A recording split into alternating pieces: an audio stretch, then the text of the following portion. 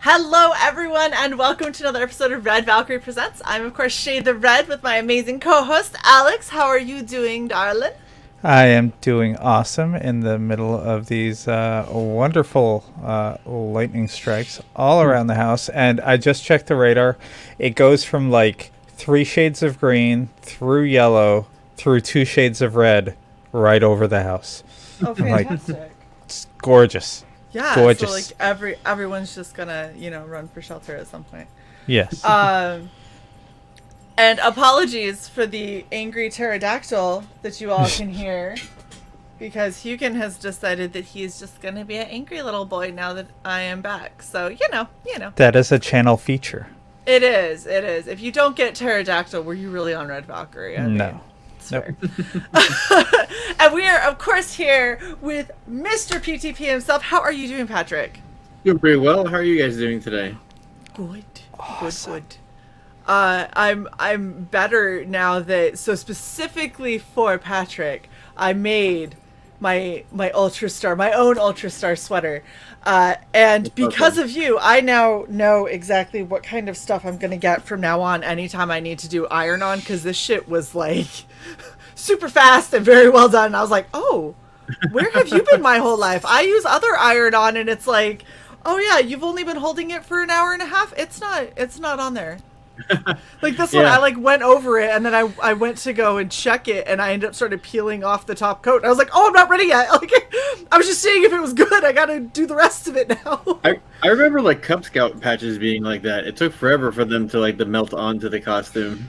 They're some are really terrible. Some of them, I swear, they're like glue's gonna run out, and so they put as little as possible, and you're like, there's not even enough to attach it. Like, I just have to sew this on. But I'm super stoked because we got you on for Ultra Star. Granted, we got you on in demand. My bad. Oh, that's fine. She got super not confused, but caught up with a lot of life shit, and a lot of things fell off the radar that shouldn't have. This definitely being one of them, because I mean, look at that. You have Kenneth Rocafort, like, for real. Like, Yeah, oh he graced us with a cover. I sent him like the rough idea for the story and some artwork, and he liked it so much. Like, I opened up my email and I had a cover from him. He was inspired.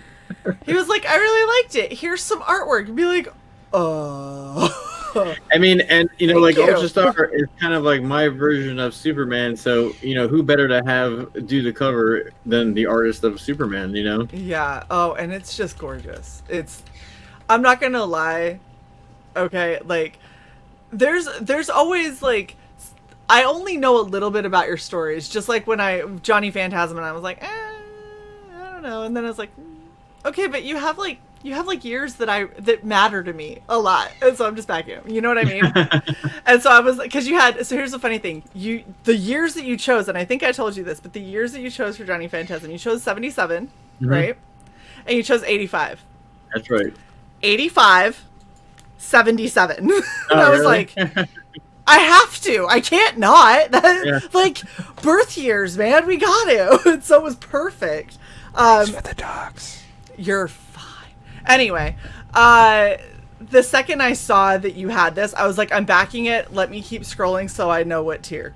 Because I was like, I have to have a Kenneth Rocafort cover. And I was like, I don't even know what it's about, but I'm backing it. And then I started like reading. I was like, oh, I can get down with this. Okay, this is going to be a good back that I'll like back and read and be happy with. That's what I want to hear. Yes. Oh, I'm excited. I'm super excited for it. Okay, so before we get too far into this, you have a trailer. And did you want to... Yes. 29. So yeah. So I have a brand new trailer. As I was mentioning you backstage, since this whole journey started, I scooped up Matt Yackey for colors.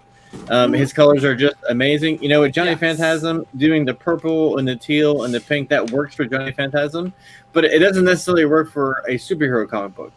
And I liked the color palette that Kenneth did. So what I did was, I hired Matt Yackey to color this book along with me. and he's really nailing the cover. So I wanted to have him included in the trailer. And then also since then, there's a variant cover that I drew and that Art T Bear inked and Kyle Ritter colored.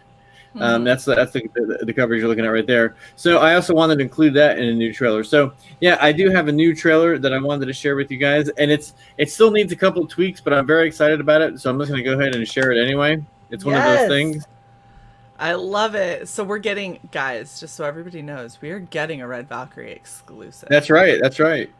But so let's see. Yeah. So just tell me when you're ready. We are good. All right. Let's do it.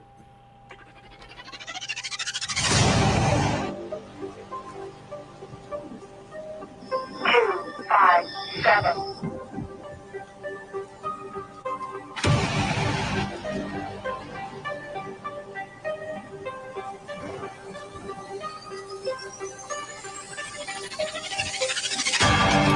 Really choppy on my end.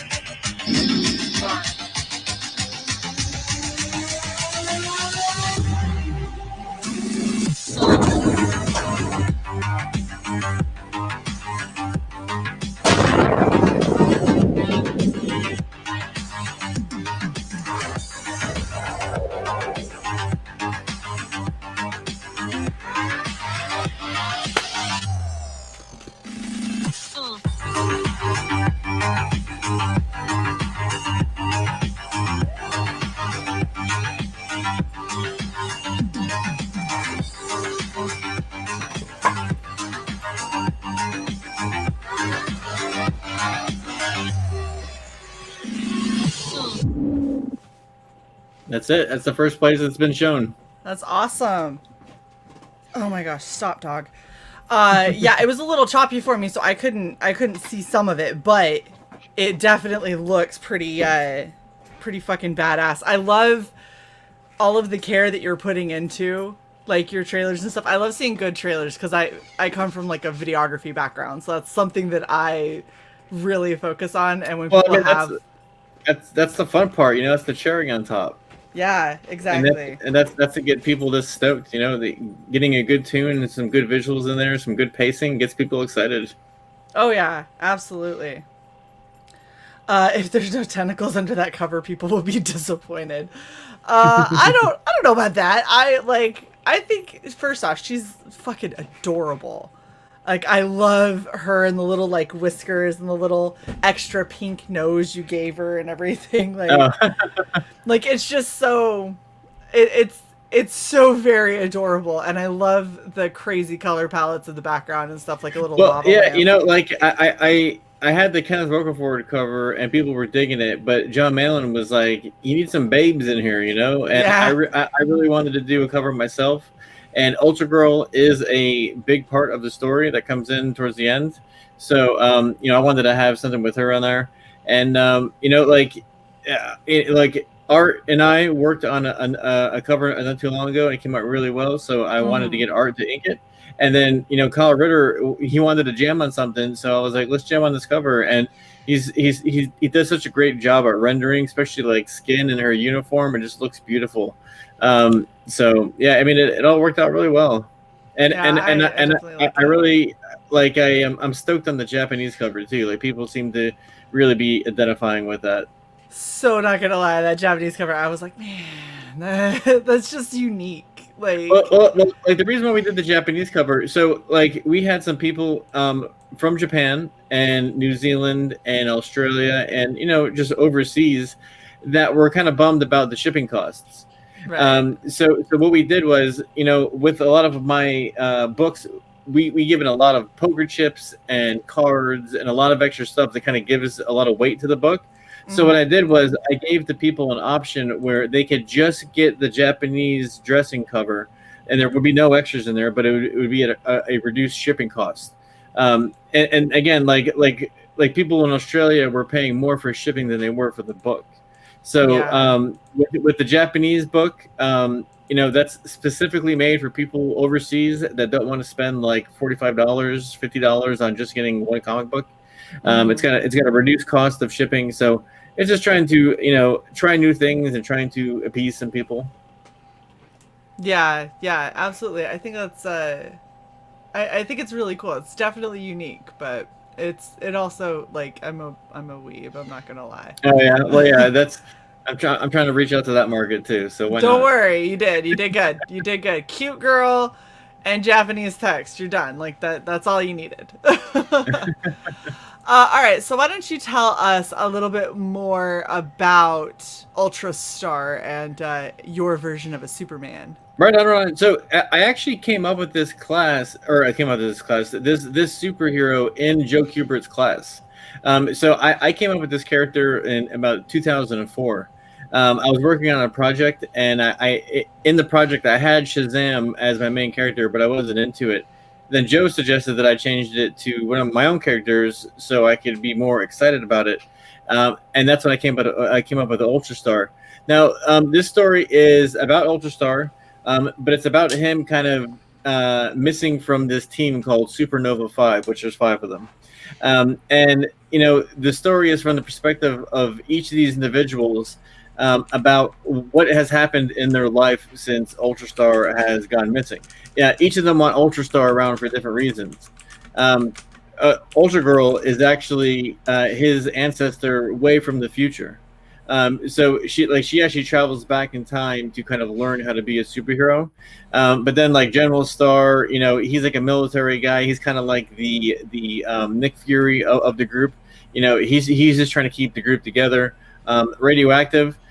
Radioactive. He's so radioactive. He can't go close. He can't get close to any human beings on the planet except for Ultra Star. So him and Ultra Star are like best friends basically because it's the only person he can hang out with. And then there's this guy called the Red Spade, who is actually Johnny Phantasm in the future. Him and Ultra Star kind of hit it off because the Red Spade teaches Ultra Star how to hide his true identity. But what happens is, Ultra Star goes missing, and they hire a reporter who specializes in doxing superheroes' secret identities. So them and this reporter have to kind of find out where Ultra Star is. And of course, like as all this stuff is happening, impending doom is about to come to the planet, and they need to find their powerhouse before that happens. That's awesome. I love that you have the Johnny Phantasm tie-in too. Yeah, well,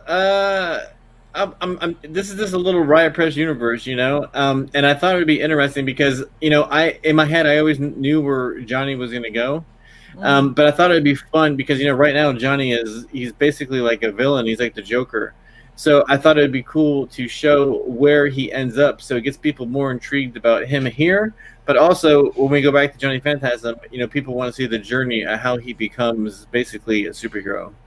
Right, absolutely.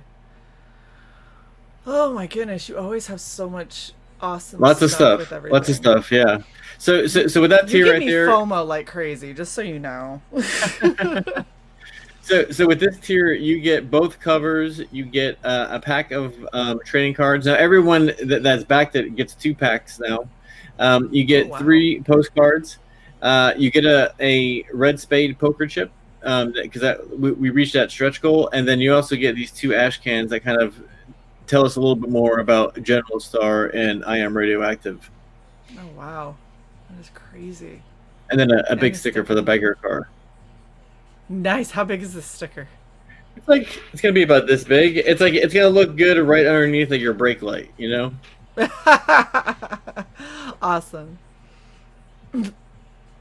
But yeah, I mean, like the response has been super well for this. I mean, I really wanted to do a good superhero story. There's just so many bad superhero stories out there right now, especially with like Captain America and X-Men. It's like the shit is just hitting the fan right now. DC has no idea what to do with their characters. And I always wanted to do a Superman type story. I always wanted to do like a JLA Avengers type story. So, instead of like using established characters, I just kind of put my characters in a bundle, and I'm gonna tell my own superhero story. And what's fun about this is I'm trying to keep it classic, but I want to have contemporary themes, contemporary motives for some of these superheroes. So we're trying to mix it up a little bit and doing something a little bit different as far as a team book is concerned. Yeah, that's awesome. I like the shirt. I'm not gonna lie, a little sad it's not your Ultra Girl on there. Oh well, but that's just because she's really cute. Yeah, maybe next time, because I like the idea of having the star as the palette or as the canvas, and then kind of putting the face in there. So I could put her in there too. Yeah, I definitely think if not now, like next time. Yeah. And kind of like going through because you've got, the General Star? Mm-hmm. And then you have Radioactive, and then you have, like you have the characters. You could just kind of go through them all. Well, and all of them, like, I don't know if you saw in the design, but all of them have stars on them. So it's like, obviously General Star and Ultra Star does, but so does the Red Spade, and so does Radioactive. It's kind of like the symbol of the team is the star. Right. Pale Rider says, how long before Shae asks about patches, or did that already happen? Hasn't happened yet. Hey, PTP, we gonna get a patch? Yeah, you asked me about patches about Johnny Phantasm. I have to remember that for next time. Yes. Yeah, well, no, I forgot about patches, but I'm actually gonna write it down this time. I think last time I said yeah, and then I forgot about it. But I do like patches because I'm an old punk rock kid, and I like collecting patches and all that stuff. So absolutely. Well, and the Ultra Star symbol is pretty freaking badass. Especially we've been telling people about they can do metallic threads. So imagine that little star being like a metallic yellow or something. Yeah, that'd be cool. Or maybe like Ultra is metallic and then the star is just matte or something. I don't know. But oh yeah, there's so much that you could do. There's so much you could do. It'd be awesome. And of course, Eric McIntyre with the obligatory no patches. Eric, it's so over the top at this point. We all know you're a closet patch lover. It's fine. Aaron Boo says patches are trash. Aaron, how dare you, sir? Oh no. Patches are glorious. Look, if Luke were here, he'd back us up on patches. Oh yeah, Luke definitely would. Luke likes patches, Cy likes patches, Shae likes patches. Who else do we have? We have a lot of people now, actually, who enjoy patches. So, Connoisseurs of patches. People of taste. Well, I mean, it's interesting because some people just collect them. Like I collect stickers. Like I have a bunch of stickers that like nothing is worth putting them on, so I just collect them.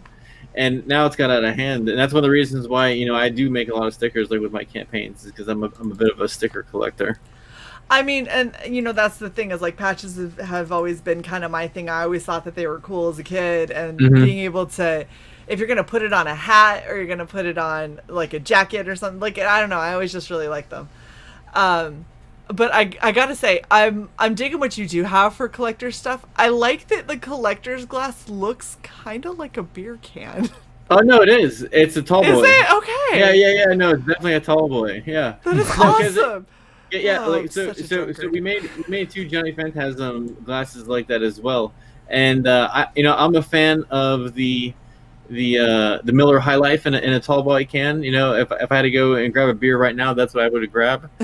So I like the lip of a tall boy glass. Yeah. Like we're gonna do a whole series of these, and people are getting into them, like collecting them and stuff. So I mean, and the quality is great. Like people that have gotten the Johnny Phantasm glasses know these are pretty sharp looking glasses. Yeah. The Ultra Star action figure is coming. We're working on right now. The Johnny Phantasm figures, like we sold out of those completely. I told people that I ordered 500, but I actually ordered 600, and I still sold out.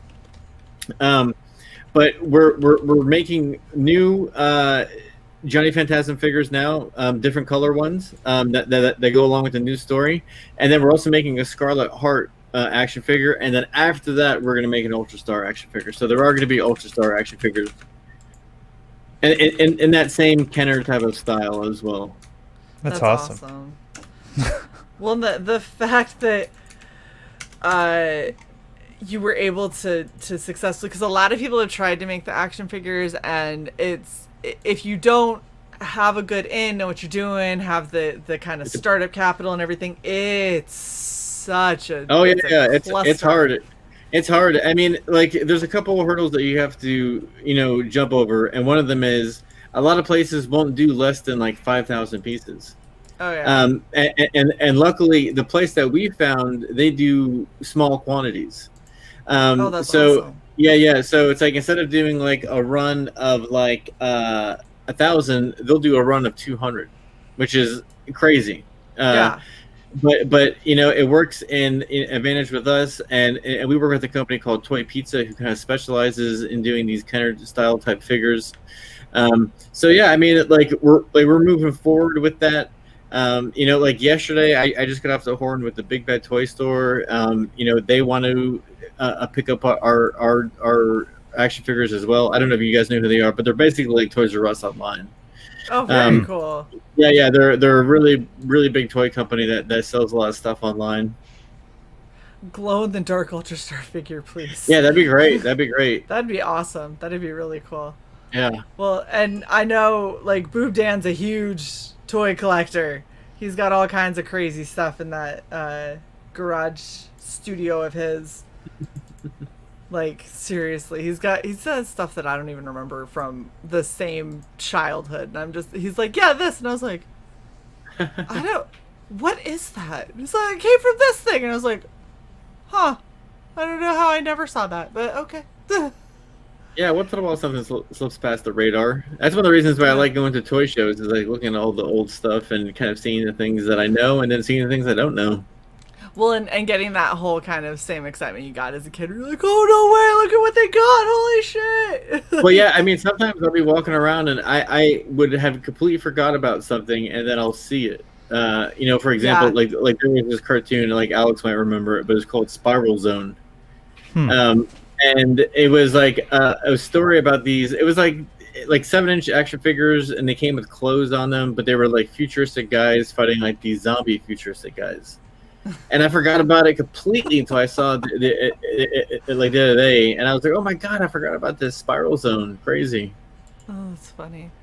See, the stuff that I forgot about is best left forgotten, like the Wuzzles. The Wuzzles are great. Yes! Oh my gosh! Someone else who knows what the Wuzzles are. The fuck is a Wuzzle? Remember, wasn't a Bumble Lion? The Bumble Lion, yeah. Yeah, he was a bumblebee and a lion. Yeah. I had a Wuzzles sleeping bag as a kid. That's cool. Like, I was the coolest kid in Utah, but it was also Utah. You were the kid in Utah. I was not the coolest kid in Utah by a long shot. But no, like, I'd find things like the Wuzzles, and people, just like Alex, like, the fuck is a Wuzzle? And be like, they took weird shit. Like, they took, like, animals, and they paired them with, like, bugs and stuff. Like, it was so weird. It was just, it's two animals mixed together. I think there was a zebra fly, and it was, like, a butterfly zebra or something. There's all kinds of weird ones. It was a good cartoon. Yes. Yeah, and see, Comic Book Bob, weren't the Wuzzles just repackaged Care Bears? Yes. Yeah, but I think it was made by Hallmark, too. Or American Greetings. Like, whoever makes Care Bears, I think they made it. But the thing was, like, Care Bears, it got really, really, really corny, and I think that there was a lot of kids that were like, screw the Care Bears, they're so dumb. And so they were like, what about a Wuzzle, though? And you're like, well, two animals. Well, I think once they went to the Care Bear cousins, I think they started to lose people. That was too much. Yeah. That went too far. Yeah. Well, and, like, Under the Umbrella Tree, I grew up with that shit. Nobody remembers that. And, like, Fraggle Rock. Dude, Fraggle Rock was awesome. Yeah. Everyone remembers Fraggle Rock, but they remember it because of the opening song. But nobody remembers Under the Umbrella Tree, and that was like one of my absolute favorite things ever. I used to look around my house to try and see if there was like a little hidden area. Because I'm gonna have to look that up because it sounds familiar, but I'm not placing it right now. It was a woman who like lived alone in an apartment, but she had these 3 puppets that lived under her umbrella tree that was behind her couch. Mm-hmm. And there was like a den there, and they had lights, like Christmas lights that were strung up and everything so they could see, and it was like their little bedroom. And I legitimately thought that just naturally occurred. And so I was trying, like, I was looking behind everything in my house to try and see if we had, like, a little nook that maybe had some little puppets that lived there. Because I was like, surely if this woman just moved into this apartment and got these, because they just were there, I guess. Yeah. It's great, like, when you're a kid and you think stuff like that exists, you know? I remember riding my bike, actually trying to find the end of a rainbow multiple times. Yeah, oh my gosh, yes, because I was like, that's where the pot of gold is. Yeah. Like, I was like, imagine all the G.I. Joes I can find once I get that pot of gold. My favorite now is, as an adult, seeing where a rainbow looks like it ends in a dumpster, and I'm like, that sounds actually pretty accurate. That feels right. It's all a matter of perspective. The new zoo review, I feel like that sounds familiar, but I don't remember it. There was something with the zoo. Oh my gosh, I can't remember it. There was something with the zoo, and now I'm gonna have to look it up. I'm gonna have to look up the new zoo review because that's gonna bother me. Oh my goodness. Okay, we have, now that we're back from memory lane, we have a couple of tiers to check out. So currently you're at 35,745. It was 40,000 is your next goal, and that's when you unlock the Kenneth Rocafort poster, right? Yeah, that's right. So that's my main goal. That's what I want to get to. Well, I mean, for a couple reasons. We have Johnny Phantasm Extreme 93 kind of in the works right now, and that's happening. So, Ultrastar was kind of like a pit stop. I had a little bit of time off. I stopped teaching this past semester, so I had some extra time. And I've been wanting to do this book, and I had a little bit of extra time. So, I kind of had to get back to the Johnny Phantasm thing soon. So we're going to leave this campaign up for probably about another month or so. Wow. And then we're gonna get going on Johnny Phantasm. But my goal is, like, I'd like to get to 40. I'd like to get that Kevin Rocafort poster for everyone. So that's where we're really pushing for is to get to 40. And I think we'll do it. Just making you're videos. Not far off of it. No, I think we can do it. But yeah, I mean, I think just getting that Rocafort poster, especially with no dressing on it, just his art with no logo. I think everyone's gonna want that. Yeah, that's freaking gorgeous, man. He's awesome. One of the best. How big? If you do unlock that poster, what size are you looking at? It'll probably be like the same thing that I did with the Johnny Phantasm. They'll probably be 11 by 17, or maybe like a little bit bigger. Mm-hmm. And then rolled or folded when shipped? Folded. Okay. As long as you don't run your fingernail along the edge of it. So many people have been doing that lately. I get these gorgeous posters, but then somebody was like, make it really straight. No. I'm like, don't do that! When I fold them, it's like I barely put any pressure on them. Yeah. I don't put any. I just kind of fold them, and I don't do the crease. I mean, like, it's a little bit of a crease, but it's like it's nothing that if you put in a frame, it would just go away. Yeah, I had one or two that I was really bummed about because I put them behind a frame and like looked at it before I put the back on it and everything, and was like, I can't. Yeah, like, yeah. All the ink is split. You can see it. If you get them made somewhere else and they fold them, they'll use a machine that does it, and they'll do it, and that would kind of gives them crease. The wife and I, like, we developed a pretty good system where we just have a piece of cardboard and we just kind of roll it up almost kind of, and then we put the stuff on top of it, so there's no hardcore crease. Okay, interesting. Yep. Cool. Yeah. Okay, so let's look at what perks you have. And you said that these will be up for about another month or so. Yeah, about a month and a half. A month and a half. Okay, so you're looking towards what, the beginning of September? For the end of this and the beginning of Johnny Phantasm. Yeah. Awesome. Okay, so what is Ultra Level 3, which is your current featured perk?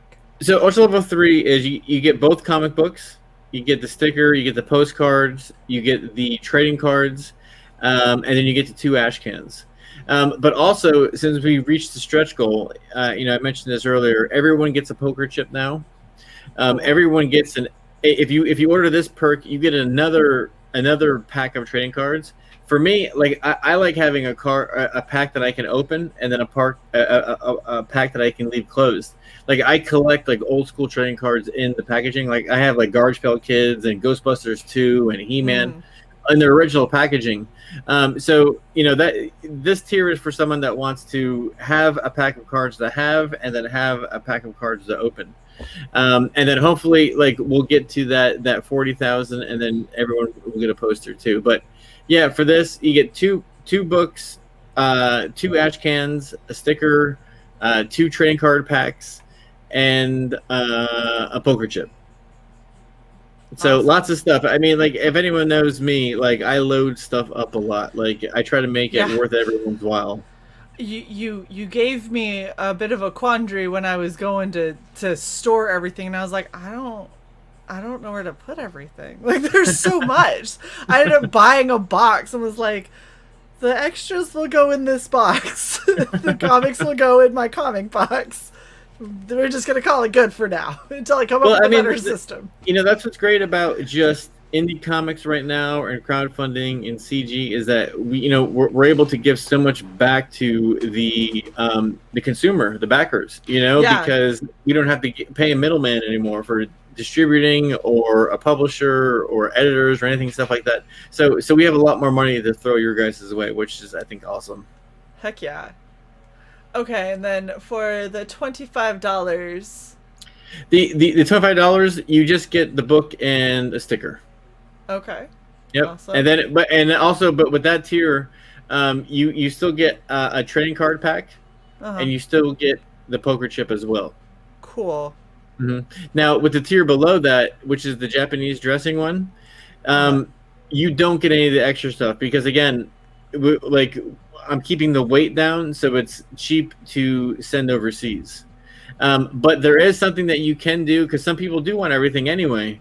There's a button that you can hit, and it's called All the Fixins, and it will add the shipping and the cost for all the stuff in there too. If you just don't care, you just want the Japanese cover and you want everything, there's an option there for people as well. Awesome. And obviously, this isn't just if you're overseas, you can get this in the U.S. Of course, yeah, and the shipping is reduced as well. Awesome. Okay. All right, and then Ultrastar level 2. And then the $50 tier, that is the comic book. You get the postcards, you get the trading cards, and then you get a sticker pack. And then, of course, you get the extra poker chip and the other pack of trading cards as well now. Oh, that's awesome. And then we've sold lots of art, but people keep on asking me to put up more art, so I'm doing it. Like I think I'm not sure if I took them away, but I think we've sold like 3 or 4 or maybe 5 pieces of art so far. No, actually, I think we sold more than that. But people keep on asking me to put up art, so I'm putting up more art, and I'm putting up some of the key pages, like some of the pages that are most exciting. Right. So if anyone wants to get down on those, those are available too. Very cool. So you've got battle scene. Oh, this is interesting. So these are all these pages right here, right? Yeah. Well, some of them, like I don't think that one is up yet, quite like that one right there. But this one is that one, isn't it? Well, yeah. Well, I meant the 2 with the dude side by side. That one right there. I don't think the art for that one is up yet, but I don't. I hear rain. Is that your house, Alex? Probably. It's storming like hell. It's probably coming for you. Because you're telling me that I keep on looking outside. It's not here yet, but I hear it. Yeah, I think it was moving southeast. So yeah, enjoy. What about option to get a PDF poster? No, because if I do that, then people can just run off and make their own posters. Yep, that is true. That won't be good. Yeah, and you have sold quite a bit of art. Like, my goodness. Yeah. The trading cards all sold, and the covers sold, and some of the splash pages have sold. The T-shirt design sold. Yeah, so I mean, we've sold quite a bit. So, yeah, people jumped on that cover right away. Yeah. That yeah. I definitely can see why. This is awesome though. This is a really it's a cool concept. You have a lot of really kind of iconic. It's something that you seem very good at, is kind of developing a really good style for a character that kind of gives them that like instantly recognizable factor. Well, I mean, that's something I'm trying to do with this. It's like, I'm not going to get a chance to draw the JLA or Avengers or something like that. So what I had to do was I had to make up iconic superheroes that people could kind of identify with. Yeah. It's like when people look at General Star, they go Captain America. When people look at Radioactive, they go Iron Man, Captain Atom. It's like it's very easy to kind of see who is who, and Yeah. and it's like, again, back to when I created this idea. I just saw The Incredibles, so I liked the idea of having the archetype. It's like back in the day, DC could sue Captain Marvel or Shazam because it was so close to him at the time. But now the idea of a Superman is just kind of an archetype, and the same thing with Captain America. It's like we have a bunch of characters in comics that are like Captain America and Wonder Woman, Supergirl now. So now it's like it's like a matter of what you do with it. It's like the Superman idea is a canvas. How are you going to paint it? And that's what we're doing with this. Like, this is just a JSA Avenger story, but how are we painting it? Right. Well, and I just, like I was saying, I like the costume design that you have for them, especially like looking at where you have all of them right here, and like you were saying, they all have the stars somewhere on them, but they all have that kind of iconic look. Like this guy right here reminds me of, what's that Street Fighter character that's such a dick that I hate fighting? Oh, M. Bison? Yes! Him! Yeah. Oh my gosh, he just reminds me a lot of him. And so I love him, but I also despise him with every bit of my being. But that's because... Well, I'm glad that you picked up on that, because I'm not trying to give anything away, but General Star does kind of cause a little bit of trouble in the book. Because when Ultrastar goes missing, he tries to kind of become de facto leader of the group, and he's not quite to the level yet, even though he is in the military or from the military. He doesn't quite have the heart that Ultrastar has. Yeah. Like as a military member, tell me shit. Like everyone's like, well, I was military, and you go, oh, that. If you have to wear it like a badge, that's where the problem is.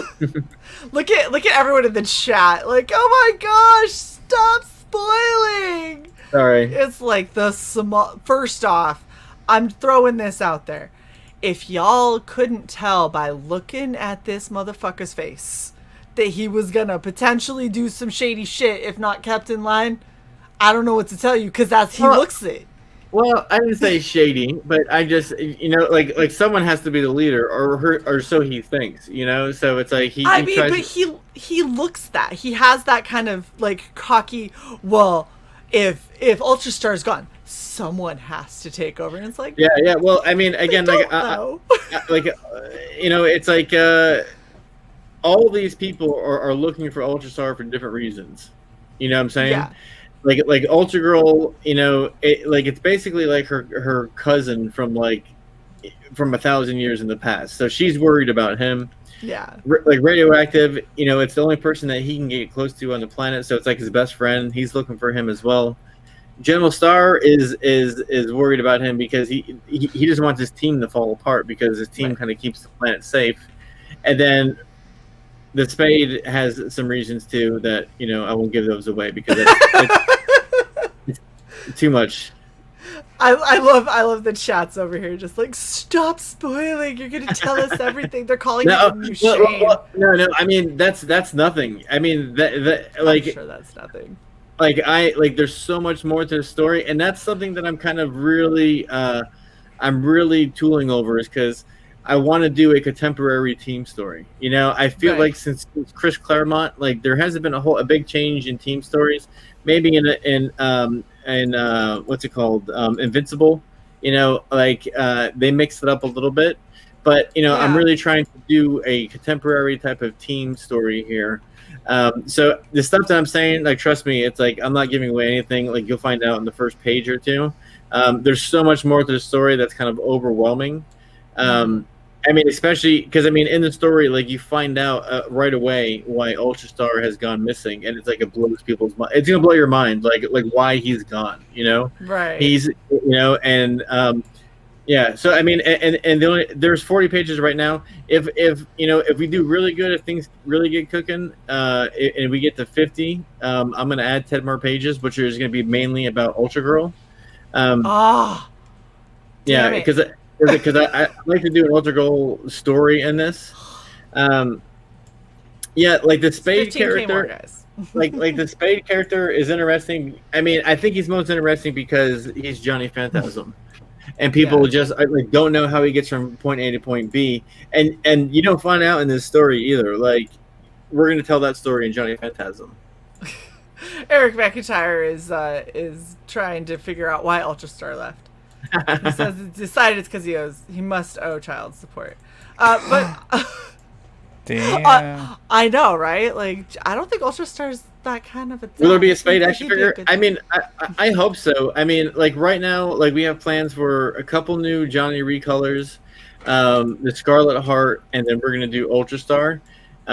You know, like I don't want to bite off more than I can chew. So we're gonna get to that point first. If we get to that point, then we'll keep on going. But I mean, I like ideally, I like to make everyone from Johnny Phantasm and everyone from Ultrastar in that Kenner style, because I want them all to be the same size and everything. And then once we get past doing all the Kenner stuff, then we're gonna start going to like the 7-inch figures, the 6-inch figures, like more along the lines of the Legends. We'll do some of those. But first things first, like we have to walk before we run. Yeah, absolutely. And I think that you're doing it the right way, where you're kind of you're tempering it while people obviously want them. You got to make sure that it makes sense and works for what you've got planned already, because of like everyone may want them, but everyone's still going to want them in a year, you know? But if you had a flop right now, like something went wrong and the production just didn't do it, and you know, you get some like really horrific looking face of like ultra girl, and it's like, oh gosh, like what is that monstrosity? Like that is something you have to recover from. People are having a demand for something, and you saying it'll happen. You just got to give me some time. Like that demand will stay. It has to be done right, you know. And the dude that sculpts our toys for us, he's the same sculptor that did like the Cara Dune action figure for Star Wars. He did a bunch of the figures for like the new G.I. Joe line. He's worked on Power Rangers. I mean, he's even worked on My Little Pony. So it's like he's super precise. So it's like he has so much work anyway, and I want to keep on working with him. So it's like I have to kind of give him like small jobs at a time. Yeah, you got to give him some breathing room, and you know, figure out which ones you're gonna hit first, and because the thing is, there's always going to be crazy demand, and because you have such cool characters and you do such interesting kind of designs for each of them, people are always going to want stuff with them. That's just going to be a thing. Hopefully, it's I feel like it's one of those it's one of those things where you have to. A lot of these new creators get the feeling of somebody requests something and wants it, therefore I have to fulfill that piece, and it's like. having a little bit of like demand that sits and stews for a while that people get real excited about, and then it grows and it grows. Like, that's not necessarily a bad thing, but overstretching yourself and trying to deliver too much and then having things be not up to the standard that you want, that is something that is very difficult to recover from. So yeah, definitely. I mean, and I see that going on, Yeah. so it's important to like to pace yourself and just kind of do what you can do. Exactly. And be realistic. Like, understand that all of this takes time, money, effort, energy, and being like, okay, I'm going to do 50 action figures, like 50 different characters, and we're going to do 200 of each. Like, that's insanity. Don't do that. Why would you do I that? mean, I'd like to, but it's just not practical. Do it eventually. Like, you start small, and now every time you do an action figure, you're building up, and you can. Well, and I'm also a fan of, like, once we do, like, for example, like once we make an Ultra Star figure, I want to make a glow in the dark version of him. I want to make like a translucent version of him, like we did with Johnny. Like, we made 3 colors out of him, just out of one mold, and and we sold out of those, and people still want more. So what we're doing is, we're making 2 new colors for Johnny Phantasm Extreme '93.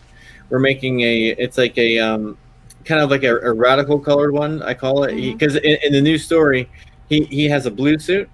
And he's got just for the toy, he has like these pink magenta shoes. His like everything that was gold on him before is like radioactive yellow green. Oh my gosh! And then we're also going to do a translucent green version of him too, where he's like clear green plastic, like everything on him. And we're calling that the slime pit green Johnny.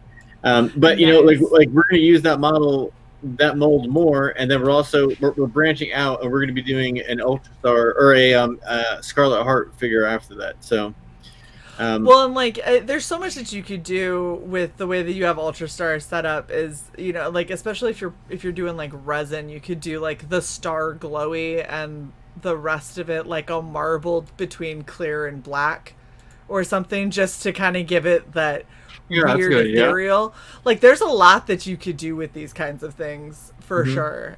Yeah. But I'm happy to hear that you're at least pacing yourself so you can take the time and think things through and come up with something kind of neat and unique for each of those IPs that makes sense for those IPs and for those characters. Well, like a lot of this is about doing. I mean, like, Shane and Ethan and John Malin, all those guys, like, they've been around for a while, so they've been putting out a lot of comic books. Like, I'm still kind of new to the comic book scene. Before this, I did indie comics, and I did some stuff for the Turtles and Archie and stuff like that. But like, most of my stuff was like illustration stuff, like Dungeons and Dragons or the New York Times and stuff like that. So as far as making a comic book, like, I kind of have to prove myself a little bit still. And that's one of the reasons why we're doing like people are asking me, like, why am I doing so many books? Like, in the past year, like, we've done so many crowdfunding for books and toys and stuff like that. And I'm trying to kind of like prove myself a little bit here. And I'm trying to build up that mailing list. I'm trying to build up like a fan base, that likes the stuff that likes the stuff we produce. I mean, eventually with Johnny and Ultra Star, like, they're going to be in a nice thick collected edition, like a nice hardback. But we kind of have to trial by fire. We have to go out there and do lots of books. Like, since I started doing this crowdfunding thing, like, I haven't had a day off. It's like I'm just constantly working. It's like I take a little bit of time off, but for the most, like, throughout the day. But for the most time, it's just like constantly working. And like, I want to do that for the next couple of years. I want to make as many books as I can in these next 2 or 3 years, and then just kind of get people excited on the Riot Press brand. Like, we're going to stick mainly to Ultra Star and Johnny Phantasm for right now, and we're just going to do one after another, just back and forth. Like, do one, then another, then one, and another. Absolutely. That's going to be our plan for the year. I think that's going to be awesome. Oh, and look who shows up in the chat. Well, hello, Kenneth Rockefeller. How are you doing, sir? He's like, hi, CY.borg, hi, Shae, hi, Patrick, and chat. We love when Kenneth comes and hangs out. Yeah, he's the best. And I've put up there, it is the last call for questions for Mr. PTP. If you have any questions, please make sure you get them in the chat, just like Mr. Eric McIntyre has. How far along in production is the book, and when do you expect to fulfill? Well, so like the story for this goes, I was talking to an editor at IDW about 3 years ago, and I drew most of this book because IDW was interested in putting it out. And that editor got fired. So I was sitting on 30 pages, like fully penciled. Wow. So I was talking to Shane one night, and I was just like, I'm just gonna do it, and then I reached out to Kenneth, and he was able to do the cover. So I had the pencils done. So I'm actually almost done with my part. I think I'm about more than halfway done with all the line art as far as the inking is concerned. Matt has a big chunk of pages he's working on right now. I'm pretty confident that I put December like that we're going to fulfill, and I'm pretty confident that we'll make it by December or even sooner than that. Awesome. That is badass. Frog G says, in honor of Sandwich Saturday, what is PTP's favorite sandwich? Banh mi sandwich. Oh, what? Banh mi. I don't know what that is. It's a Vietnamese sandwich. It's on like a French bread. Okay. And it's like, I get it with grilled chicken, but it has grilled chicken, pickled carrots, pickled onions. It has jalapenos, and instead of lettuce, they use cilantro. So as much lettuce as you would put on a sandwich, you put cilantro in there. So that's my all-time favorite sandwich is a banh mi sandwich. That sounds like it'd be really fresh. Oh, it's so good. It's very bet. good. Like with the combination of because most places that make it will buy that bread that morning. It's not made, but because it has to be crunchy like French bread. Right. Between the French bread and then the cilantro, it's super good. Look at this is exactly what I heard when you said that. Tony, you're in my head. A buy me sandwich. Banh mi. Banh mi, okay. Yeah. Eric McIntyre, of course you are, because you are obviously a sociopath. A peanut butter and pickles sandwich. Oh my god. Gosh. I agree, Kenneth. See, now I want to try it. Like that sounds. You guys haven't had that before. I don't even know where I could get that. you like you know what pho is? Pho? Yeah. Okay, like most places that have pho make banh mi sandwiches too. I wonder. I'll have to check out. There's a lot of good pho restaurants around here, but the thing is they're kind of like. It's like pho for the mainstream. So they're like, yeah, we do pho. Okay.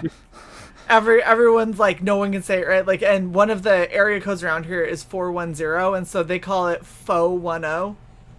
Where do you live? You live in Atlanta? No. I'm up in Maryland, so I'm near Baltimore. Oh, you're in Maryland. Okay. Yeah. Let me think. Way the crap up here. like you know where Frederick is? Yeah. That's where my wife is from, and there's a couple pho places up there. So I mean, like they're around because I've been to them in Maryland. Okay, I'll have to check them out then. I've never thought to go to a pho restaurant to get a sandwich, so we'll try it. I recommend it to everyone. Banh mi sandwich. It'll change your life. It sounds delicious for sure. All right, Sai, do you have any other questions for Mr. PTP? I do not. I'm just really excited for this to come out. Yeah, Sweet. Absolutely. I can't wait. It looks amazing. Plus, I mean, I love Art's work. I love Kenneth's work. Your work is awesome. And so it's kind of like, I'm excited. I want to see all of it. Plus, I'm a sucker for, merch, t-shirts and stuff like that. I just got in an order because after being gone for 2 weeks, I couldn't check my my P.O. box, and so when I go and I check the P.O. box, they literally gave me a trash bag full of stuff. And in there, I think that I had 6 or so t-shirts that were from various like crowdfunding artists and campaigns, and so I was just like so excited. I have so many cute things now. So I can't wait. I gotta go check my backing to make sure I actually got the Ultra Star t-shirt. I think I did, but I'm gonna have to double check. Well, it's like the tier isn't up there anymore. But I did over order them. So if you didn't get it, we're gonna have extra ones. I'll talk to you. Yeah, we're gonna put it up on our eBay. Awesome. All right. Well, everybody, thank you so much for hanging out with us. Of course, Mr. PTP, thank you for coming back. Thanks for having me. Absolutely. This was great. This was wonderful to kind of get to talk about all of it and see how it came to be, because it's a really cool looking IP and a very interesting origin story, actually. Thank you, everybody in the chat. You guys are always phenomenal. We love having you around. And, of course, thank you very much, CY, for all of the hard work that you do. Couldn't do this without you. I do no work. Right. Nothing at all. Nope. CY did nothing. Don't worry about it. It's fine, guys. But thank you guys so much for coming and hanging out. And be sure to tune back in at 8 o'clock for our next Red Valkyrie Presents show. We'll see you guys then. Bye.